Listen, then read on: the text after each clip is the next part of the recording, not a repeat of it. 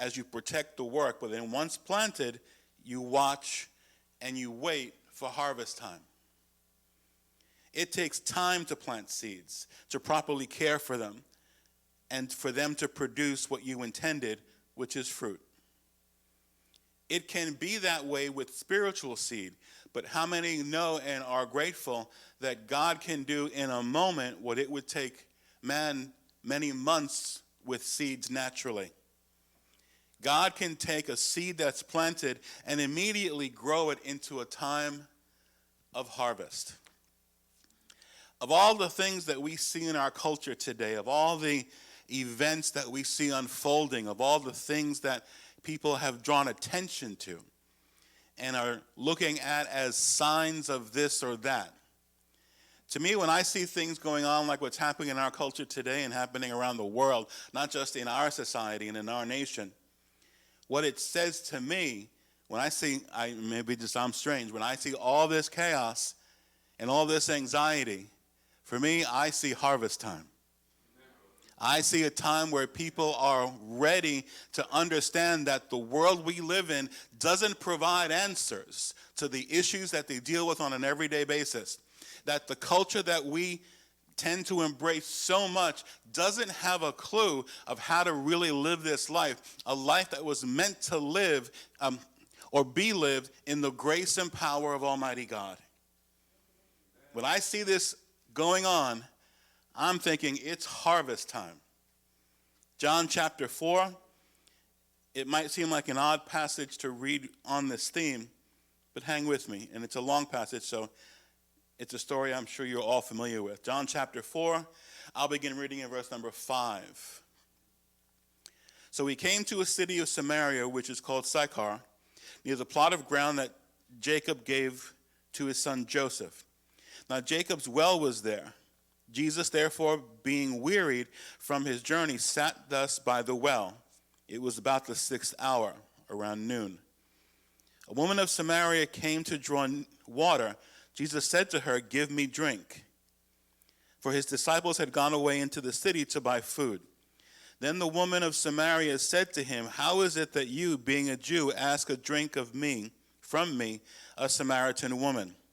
For the Jews have no dealings with Samaritans." Jesus answered and said to her, "If you knew the gift of God and who it was who says to you, 'Give me a drink,' you would have asked him, and he would have given you living water." The woman said to him, "Sir, you do not have anything to draw with, and the well is deep. Where then do you get that living water? Are you greater than our father Jacob, who gave us this well and drank from it himself, as well as his sons and his livestock?" Jesus answered and said to him, "Whoever drinks of this water will thirst again. But whoever drinks of the water that I shall give him will never thirst. But the water that I give him will become in him a fountain of water, springing up into everlasting life." The woman said to him, "Sir, give me this water, that I may not thirst, nor come here to draw." Jesus said to her, "Go, call your husband and come here." The woman said to her, "I have no husband." Jesus said to her, "You have said well, I have no husband, for you have had 5 husbands, and the one who you now have is not your husband. In that you spoke truly." The woman said to her, "Sir, I perceive that you are a prophet. Our fathers worshipped on this mountain, and you Jews say that in Jerusalem is the place where one ought to worship." Jesus said to her, "Woman, believe me, the hour is coming when you will neither on this mountain nor in Jerusalem worship the Father. You worship what you do not know, and you know what you worship, for salvation is of the Jews. But the hour is coming, and is now, when the true worshipers will worship the Father in spirit and truth. For the Father is seeking such to worship. God is spirit. For those who worship him must worship him in spirit and truth." The woman said to him, "I know that the Messiah is coming, who is called Christ. When he comes, he will tell us all things." And Jesus said to her, "I am who you are. I who speak to you am he." So much to unpack there. Harvest time. What a conversation. This woman was minding her own business, just going to the well, and it changed her life.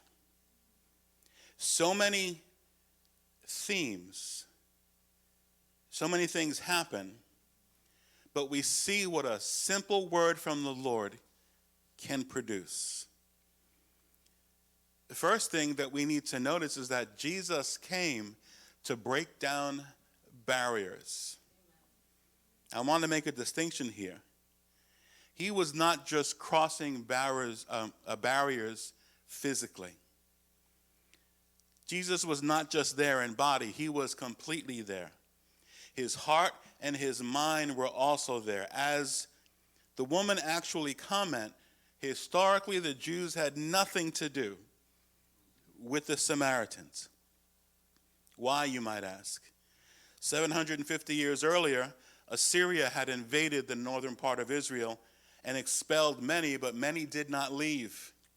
Some stayed behind and became part of the culture that sprang up. And those that were part of Israel that stayed behind and became part of this mixed racial group that sprung up were called Samaritans. And Jews believed them to be traitors to Israel for staying and then getting involved. Jews then, over time, began to believe they were corrupt and immoral. And as time passed, they began to ascribe these negative qualities simply because of what your lineage was and where you were born. So glad we don't have anything like that today in our culture. Add to this, she was not only a Samaritan, but given first century culture, she was this other horrible label, a woman. And she was alone at the well.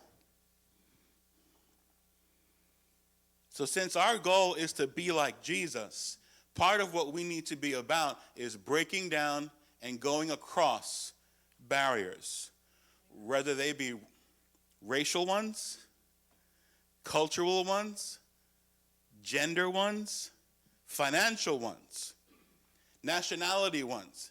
It doesn't matter to me whatsoever what you look like, how much money you make, or where you've come from. If Jesus is your Lord, we are family. We look at the story of the Good Samaritan, where all the other religious elite people walked on the other side of the street when they saw someone in distress who had been beaten by robbers. Do we do that? Do we walk on the other side of the street or the other side of an aisle, or do what we can to avoid those who may not fit within our comfort zone?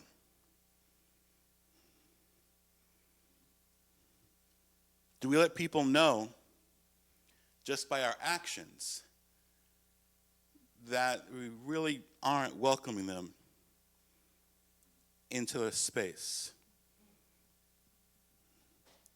Jesus came to break barriers because that's part of harvest time, is to bringing in anybody and everybody. The older I get, the more I'm coming to the idea in my life that my life is not about making other people happy. Some of you may have reached that many, many years ago, and I applaud you for that. But it's taken me a bit of time. My life is not about making other people happy. My life is about making other people or helping other people to grow, to be different than they were today than they were yesterday, and to grow. And sometimes growth requires planting seeds in people's lives and then allowing those seeds to make the necessary changes in their mind and in their culture and in their mindset and in their outlook that are needed to be able to produce this wonderful season called harvest time.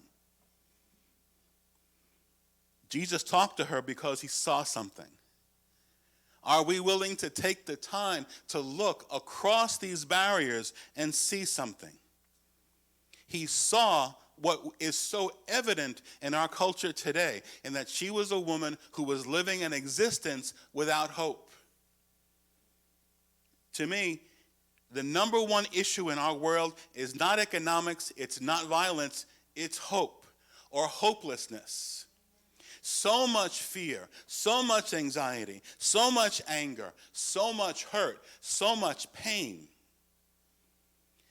and so much pessimism that the way things are is, well, I guess it's always going to be this way moving forward. We live in a hopeless society.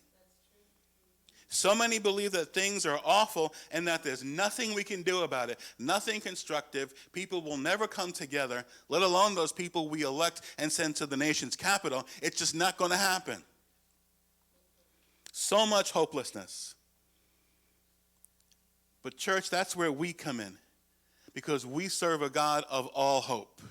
We serve a God who has placed that hope deep within us. And no matter what happens to us, no matter what challenging or difficult times or seasons of life we go through, we always have hope. Even when those close to us who are Christians pass, Paul said, we grieve, but not as those who have no hope. We have a hope in Jesus Christ because he is hope. We are a people of hope. We believe in hope because of someone's name, and that name is Jesus. Amen. And this hopelessness can be linked to being in a desert without water. I've never walked across the desert. The way I am right now, I have a problem walking down back to the back of the church.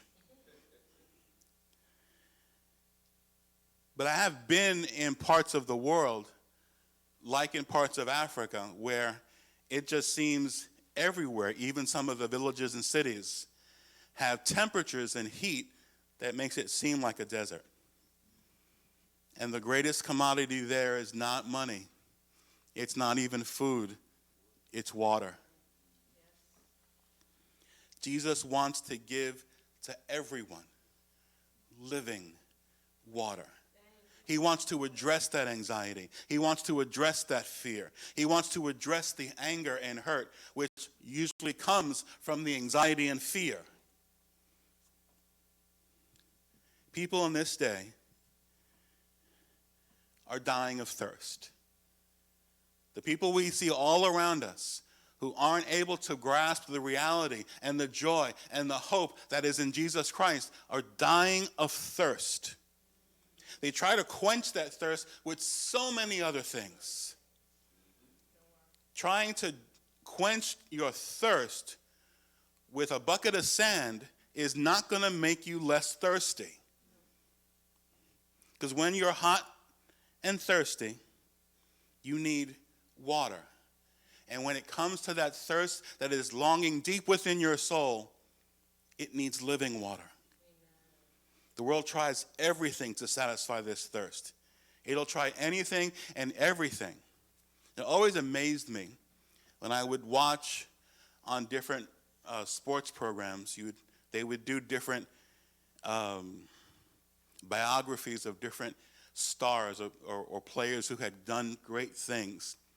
And then their careers, although they were looking to continue them, might have been cut a little bit short because something came up, and now their body was just decaying at a rapid pace.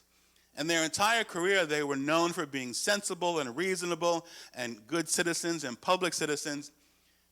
But when they were faced with losing what was their fame and losing what made them popular in the entire culture, it amazes me what some people will try and do. I remember one of a famous football quarterback, I won't say his name, but he all of a sudden began to have his body and his back deteriorate. And he tried some ritual he found in some rainforest village that involved putting all kinds of bugs on his back. And man, you're nuts. Just nuts. And it is a lot of desperation. But the issue isn't just that his body is decaying, it's having to live in a way and live physically or live in a culture that he's not the same person he was. This is about anxiety. This is about hopelessness. And that requires living water. living water. Jesus comes to give each of us living water for the deep issues of life. Water that will give you the ability to never thirst again. So where is your hope placed today? It's in our culture. Good luck with that. It's in this nation. Good luck with that.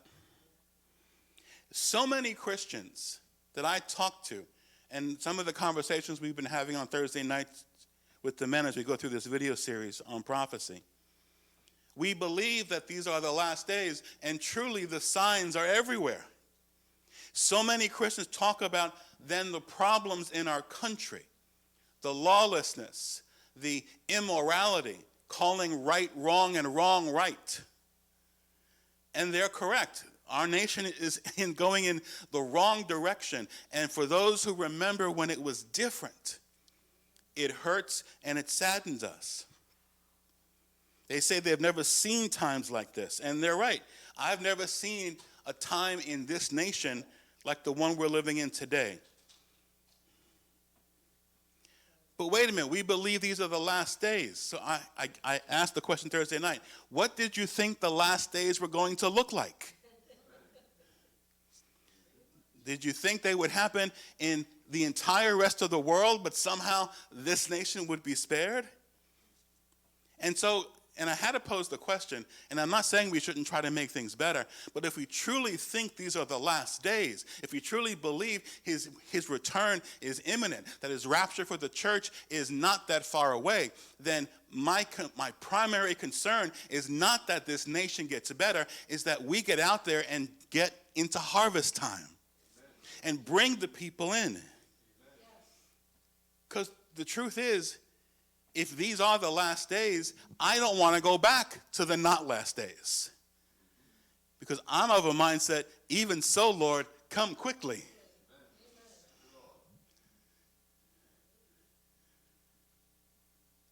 The last days means that Jesus will be coming soon for his church, and that is a good thing. That shouldn't make us want to go backwards. I want to go forward. When a farmer plants that seed, they don't want to go back to before they planted the seed. They want harvest time. It should give me a want and a desire to not only get as much living water in me as I can possibly get, but see as many as I can touch and talk to and experience and influence have living water in their lives. I don't want anyone to live their entire lives thirsty and not satisfied. But more importantly than living without living water, I don't want anybody dying of thirst. Not when I have water. And spiritually speaking, without living water, you are spiritually dying of thirst. After this conversation between the woman and Jesus, as it continues, Jesus also makes it clear that he can address her thirst because he knows all about her. He knows everything. He knows that the man she is with right now is not her husband. Very few people I know are comfortable with somebody coming up that they know really well and that they're close to, all of a sudden declaring their sins in an open conversation. Let alone someone coming up to them that you have never met before and saying, you know what? That guy you shacking up with right now, he's not your husband, is he? I got to give some props and admire this woman for her reaction. I think many people in our country today, if that would have happened, would not have responded with, I perceive you are a prophet. They would have responded very, very differently. Very differently. But she understands she's in a moment. And he led before going into his sin, talking about living water. Full knowledge of her sin. I want to reach people. I want to reach them with the gospel. I want to reach into their lives and let them know there is hope for their anxiety. There is hope for their fear. There is hope for tomorrow, and there is strength for today. And doing all of that and being able to accomplish that does not require I ignore the fact that most people, all people, are living in sin. I don't have to forget and turn a blind eye to the fact. I don't have to change my mindset that sin is sin. I don't have to start calling wrong right and right wrong in order to be able to reach people with the love of Jesus. In fact, it is because of that love that I'm not going to ignore their nonsense. I'm not going to ignore what has contributed to the pit that they're living in today. The reality that we need to understand is many things happen in our culture today that shock us. You can't shock Jesus. He's seen it all. Even the stuff that hasn't happened yet, he's seen it all. So when we think of the whole idea of harvest time, we are looking at a time when the product of the seeds planted transforms into the fruit that it was always intended to be. And every person in your life, every person in your sphere of influence has the potential to be a fruit person, the product of a seed when Jesus steps in. Even those people, and I know none of you have people like this, but even those people that annoy you, because none of you have people in your life that annoy you. None of you have people in your life that you wish would go get saved, but on some other continent. None of you have people like that. But maybe you can take this message and help somebody else. Harvest time. It's not about going into the field and picking the fruit we like. It's gathering all of it in. All of it in. People with problems that many of us aren't going to understand because we've never experienced them.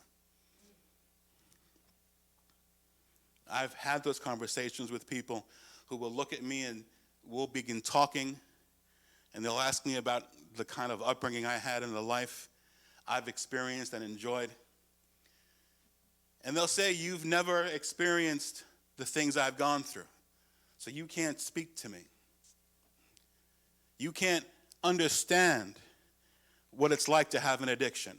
You can't understand what it's like to be this or that or experience this or that.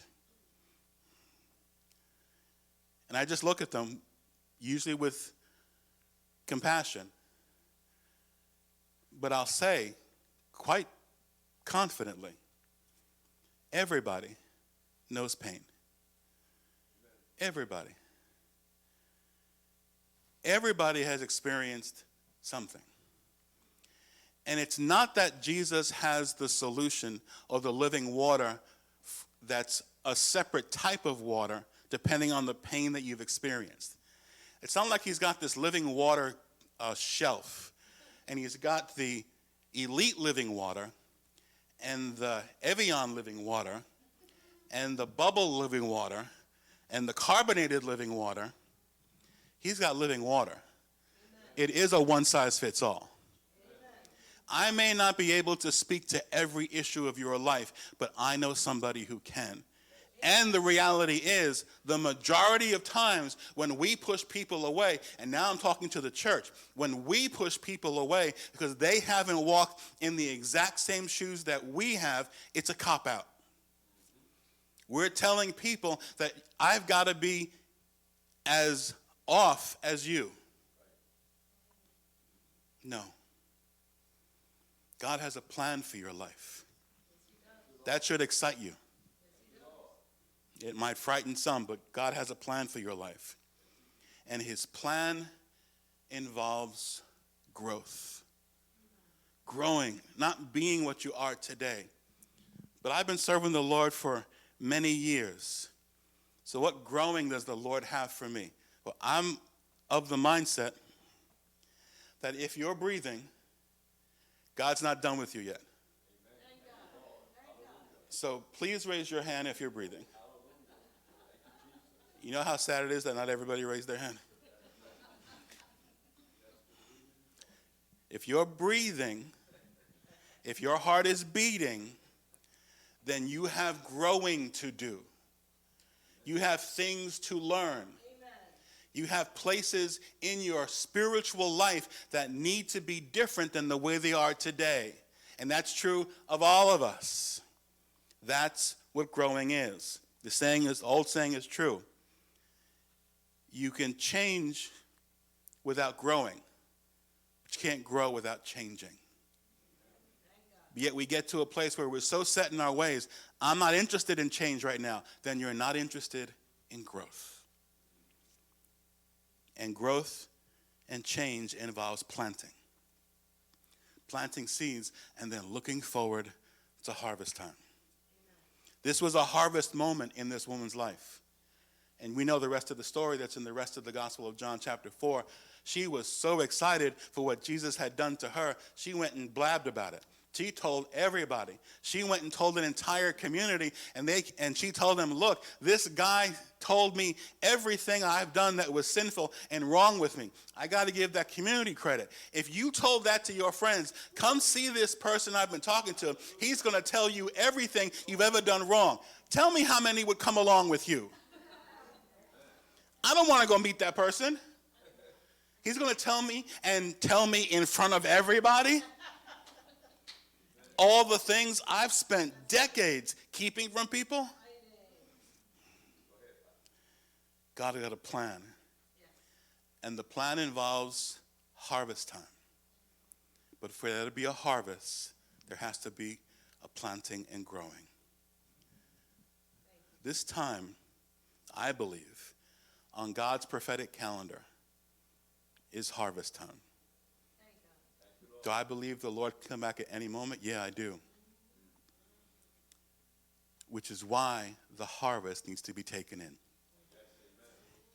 Not just during my favorite time of year, which is this time of year, but every day. And he can bring in the harvest in those around you. But Pastor, I've been talking to this person for a long time. Keep talking. Amen. Keep planting. Amen. Keep nurturing those seeds with prayer. Even those who seem so far from God, even those who seem like they're living lifestyles that are nowhere near God, even those close to us, and it can break our hearts, but they're mired in fear and pain. They are ripe for harvest. They are ripe for living water. Because living water is the only answer. It's the only solution to that fear.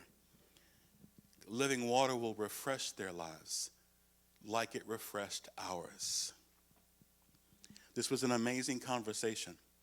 One that the woman was just minding her own business, not even going to get into the truth behind that why she was at the well at the worst time of the day, because she wanted to avoid the opinions and comments of other people. We need to be a people who are willing to go into those areas at the worst time of the day and offer living water. But Pastor, at the well at noon, it's hot. Then bring water with you. Then bring Jesus with you. We're entering into a time of the year where, because of holiday schedules and the way our calendars are situated, we're going to be meeting with people more often and in settings that will lend itself to conversation. Am I saying we should go into these settings and beat people over the head with the Bible? No, because I've yet to have anybody come to me and say, can you help me find Jesus so I can get rid of this headache from being beaten over the head with the Bible? No, but you can love them. You can plant those seeds. You can treat them the way Jesus treats you, as special, as cherished, as wanted, as not the dust of the ground. That's how powerful God's living water is. That, for me, is harvest time. Stand with me, please.